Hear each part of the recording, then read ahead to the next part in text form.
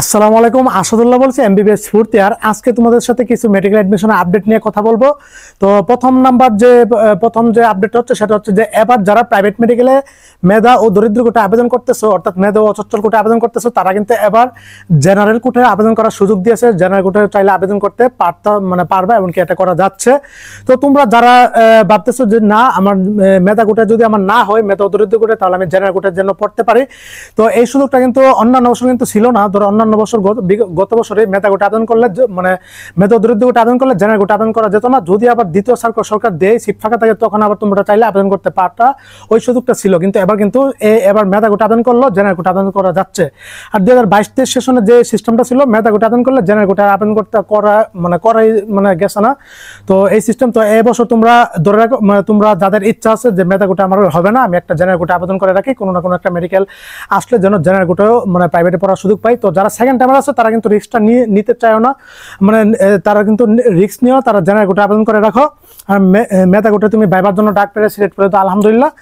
আর হচ্ছে যারা first timer আছে তারা মেধা কোটা আবেদন করতে পারো যদি প্রাইভেট মেডিকেলে ভর্তি না হতে চাও। আর প্রাইভেট মেডিকেলে মূলত সেকেন্ড টাইমাররা কিন্তু 90% ভর্তি হয়। হ্যাঁ, তো এটা একটা আপডেট ছিল। আরেকটা আপডেট ছিল যে এবার কিন্তু যারা মুক্তিযুদ্ধ কোটা, বীরাঙ্গনা কোটা, তারপর হচ্ছে তোমার এই জাতীয় জাতীয় আর অজাতীয় গোষ্ঠী কোটায় যারা এবার চান্স পেয়েছে, প্রায় আমি দেখেছি যে মুক্তিযুদ্ধ কোটায় 193 জন, আর জাতীয় অজাতীয় গোষ্ঠী কোটায় প্রায় 342 জনের মতো।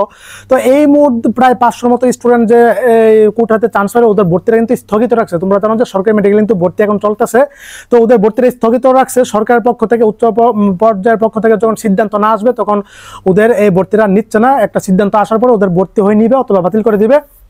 আর ওদের ভর্তি আসলে এখান থেকে কিন্তু আবার প্রায় দেখা গেছে যে ওদেরকে ডিজিএস অফিসে ডাকছিল, তো সেখান থেকে প্রায় তোমার দেখা গেছে যে প্রায় অনেকের ফাইলপত্র জমা দিয়েছিল, অনেক কিছু সঠিক পেয়েছে।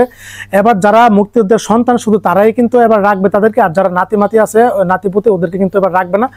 তাছাড়া আবেদনের পত্রে দেখা গেছে যে প্রায় 80 জনের মতো ভুল তথ্য, 80 জনের মতো ওদের কাগজপত্র ভুল, আর প্রায় দেখা গেছে যে 58 জনের মতো উপস্থিতি হয়নি।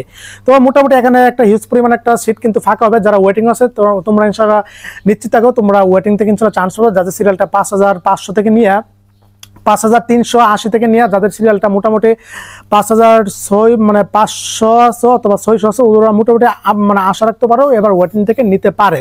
আর যদি সবগুলি যদি কোটা বাতিল করা যায়, তাহলে সিরিয়ালটা কিন্তু 5900 পর্যন্ত চলে যাবে, কিন্তু ওইটা মনে না হবে। তারপর সরকারের পক্ষ থেকে একটা নির্দেশনা আসার পরে আমরা সেটা জানিয়ে দিব।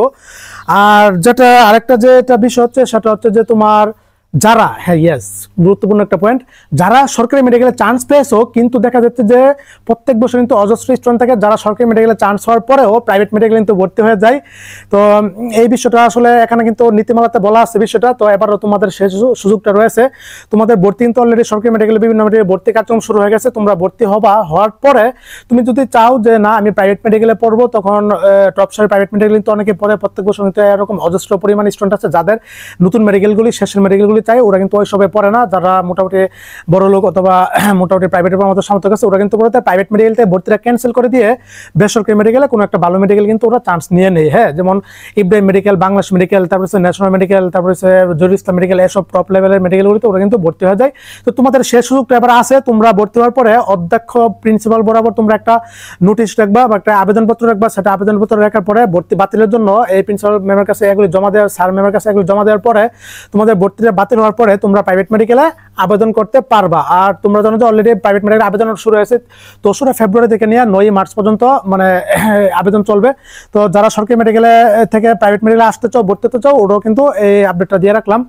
আর আরেকটা আপডেট হচ্ছে তোমার, আরেকটা যে আপডেট দেয় সেটা হচ্ছে যে এবার মেডিকেলে ভর্তি পরীক্ষা তোমরা দেখেছো যে অনেকের ভাবতেছে যে আমার আরো 5 টাইম সিকিউ হওয়ার কথা, আরো 10 মার্ক পাওয়ার কথা, আরো 15 মার্ক, 20 মার্ক পাওয়ার কথা, কিন্তু আমার মার্ক কম আসলো।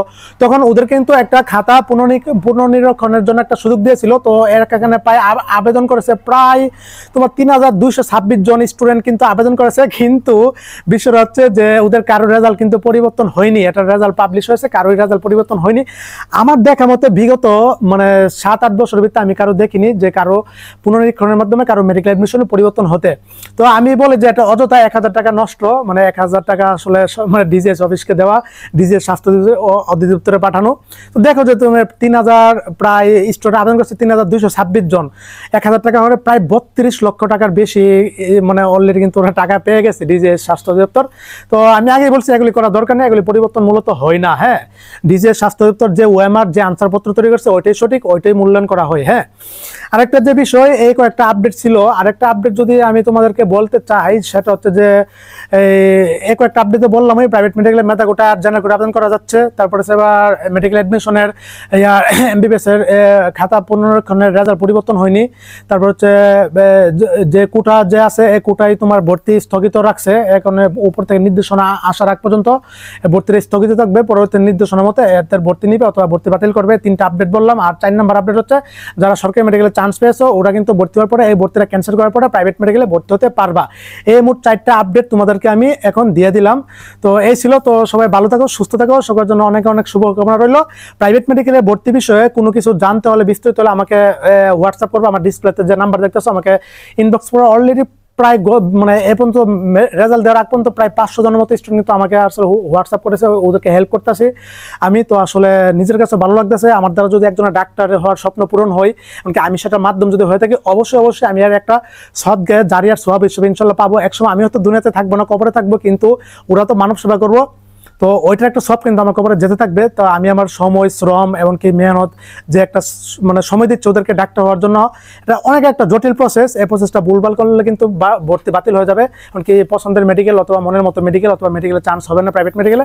তো হেল্প করতেছে ওই নিয়তে, আল্লাহ তাআলা কবুল করুক। তো আসলে দিন রাত 24 ঘন্টা কিন্তু দৈনিক প্রায় 50 জন করে কিন্তু আমাকে ইনবক্স করে ছাত্রছাত্রী এমনকি অভিভাবকরা, আমি কিন্তু মানে কল করে এমনকি হোয়াটসঅ্যাপে মেসেজ করে আমি কিন্তু ওদেরকে সময় দেই। হ্যাঁ, তো আমার এত ব্যস্ততার এত লেখাপড়ার মধ্যে থেকেও কিন্তু আমি ওদেরকে সময় দিচ্ছি আলহামদুলিল্লাহ। তো যাদের কোনো জানার সমস্যা আছে, কোনো সমস্যা থাকলে আমার সাথে শেয়ার করবে, আমি তোমাকে গুছিয়ে সুন্দর একটা ভালো পরামর্শ দিব ইনশাল্লাহ।